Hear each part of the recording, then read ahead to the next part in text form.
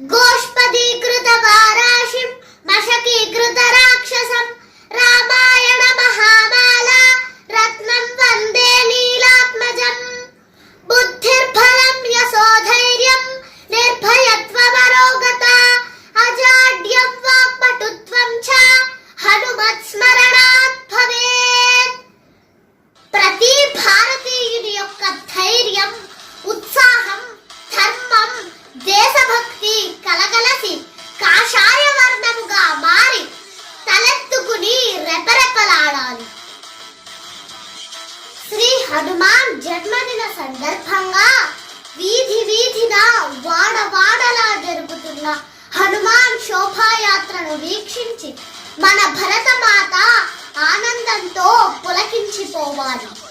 జై భజరంగబలి, జై జై భజరంగబలి.